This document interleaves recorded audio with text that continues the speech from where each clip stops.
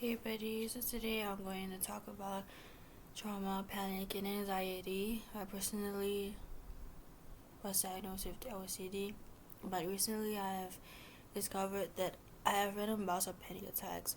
So then I decided to also see a book about trauma. So I went to the library at time, and this is what I got. This is the book that I'm going to talk about in this video because I was reading it and there are specific notes on how to deal with anxiety, panic attacks, nightmares, and other things I will explain later.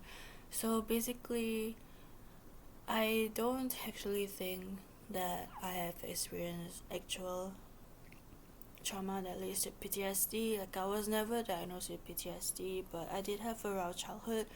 So then I was also having like bodily symptoms when I was young that similar to PTSD or like co-PTSD, but it was more like a full way of me battling and coping with what I experienced when I was younger. And also as I grew up, I have experienced certain things that are just bad. So it obviously kind of made me have like some anxiety or like, just me having recurrent nightmares, but it's not intense. It's like happens sporadically, but it never haunts me in a way that it would haunt a person with PTSD would, because I don't actually have intense memories or very bad nightmares about what happened and the situation. So the only reason why I wanted to read this book is because it really struck me because I was exposed to the word anxiety, and then I realized that it's a very broad thing to experience anxiety. It can also be related to trauma. So this is why I just decided to read this book. So this book just emphasizes about how, like, when you experience trauma, you need to have like a support system and to talk it out with like a psychologist who is specialized in trauma or can help you deal with trauma, and then like to process it yourself, and then eventually just going about your life. The book also mentioned the phrase about being broken, and it relates to just this Japanese saying that says that you can mend yourself even if you're broken with golden pieces, and I think it's beautiful. As someone who has experienced a lot of distressing events and also mental health disorders, I feel like it is so important to acknowledge that for me, because I felt like there's certain things that I've battled in my life, like having schizophrenia, having OCD, and other things like battling with depression and delusional disorder has been very intense and hard for me, but I've never really felt like there were certain things that I could cure about myself or make myself feel like I'm curing or something. It was more like me acknowledging things and telling myself like I want to not really think like I am broken. It was funny because when I was on the phone and I was telling this person on the phone, there's like a counselor, and she or he was saying like I'm not broken or somewhere along that line, if I remember correctly, and I realized that it was a hard thing for me to not really acknowledge, but at the same time I understand the concern because there's things in life that has really broke me. But I think having someone say that to me, that I feel like it is important for me not to really think like, this is where I should, tell myself that I can't really grow anymore, or I can't be myself. Like, it's more like me acknowledging things that it's not really where I should feel like, you know, like I can't move forward or something.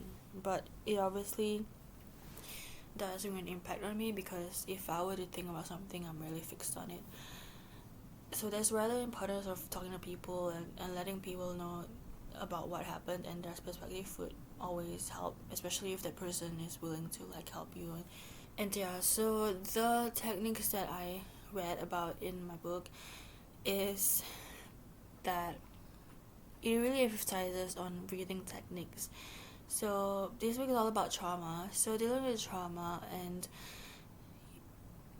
going about what you should do besides like anything else. You should try to breathe and practice grounding techniques, and it doesn't have to require anything, because when you go and breathe, you regulate and calm your nervous system. Controlling your breath and doing it in a consistent way, in the same way, sends a message to our limbic system that it is going to be okay, that our system is going to be okay, it's going to be relaxed, so we do not panic, and then it helps to produce cortisol and adrenaline, which then helps to reduce the heart rate of our chest. And then in this way, we would feel like we wouldn't have anxiety. So panic attacks is the one I'm telling you guys about. It emphasizes on how we should focus and slow breathe and recognize the here and now situation. So it's like a grounding situation, and all you have to do is to look at a steady focus point in your environment, to hold something physical like a stone or a fidget toy or anything that may be comforting to you. And then you slowly breathe in through your nose and out through your mouth, paying particular attention to your out breath, making it longer than your in breath. You can use this counting and lengthen your breath each time you take one, so the next breath lasts longer than the previous one. So this is one of the exercises where you can do for panic attacks. Personally, I experienced a panic attack which actually went away, but I think next time I should just practice breathing, because breathing is the one who will calm the system down. So this is one grounding technique that you should do, and I should do if we ever have a panic attack. And I think breathing is the one that really helps to tell your nervous system that everything is okay, because when I panic or have anxiety, like our mind starts to race or our body starts to shake. That was what happened to me. So I feel like having something repetitive and slow in your body, like to breathe in and out, is one of the ways to really combat anxiety or just letting it pass, based on my experience. Also, there's another technique that if you dissociate and have a disconnected experience with yourself, you should bring back to the present and then find something to the world and your surroundings. So if you ever have something that you can touch and that like your wallet or anything beside you, then you can know that dissociation or disconnect is when we are in our survival mode and we think something is off or we're in danger. So when this happens, we are in our flawed response, and so our parasympathetic system is too active. So we kind of done regulated too much, and we're no longer present.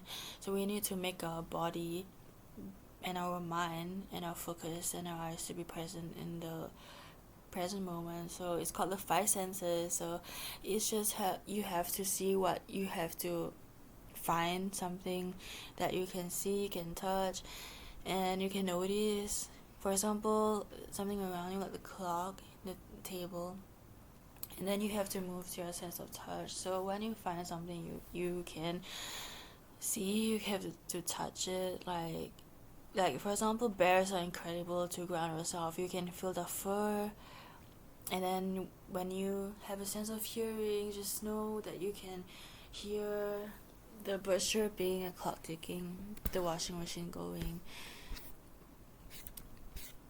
And the other things that I also read about is you can smell something nice, smell something really pleasant to smell, like a perfume. And then your sense of taste is something you want to eat or drink some water that will help you calm you down. And then you can ask yourself, like, okay, so I'm going to check the date. The date today is April 17, 12:40 p.m. How am I feeling right now?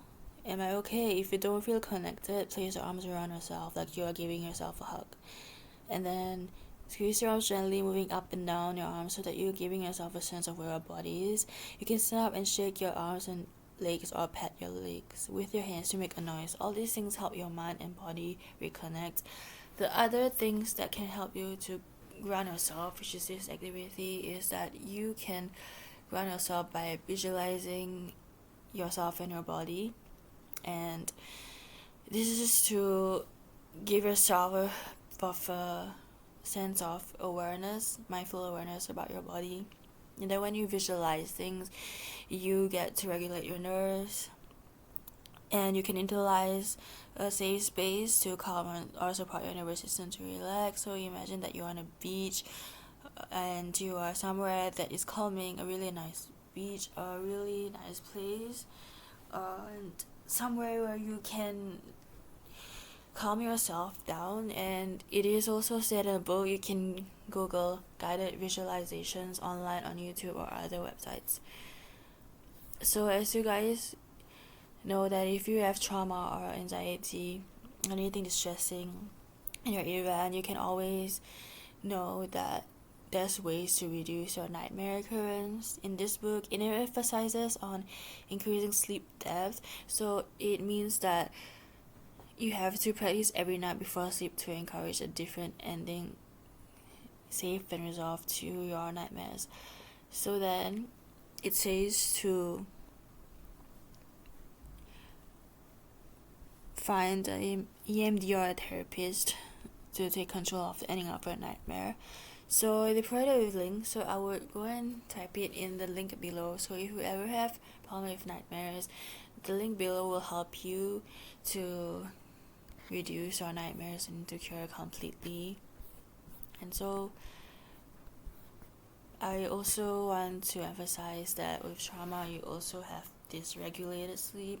So you have sleep disturbances that you can always improve and restore your sleep and recharge the mind and body. So it says to find a relaxing sleep routine and a good sleep hygiene.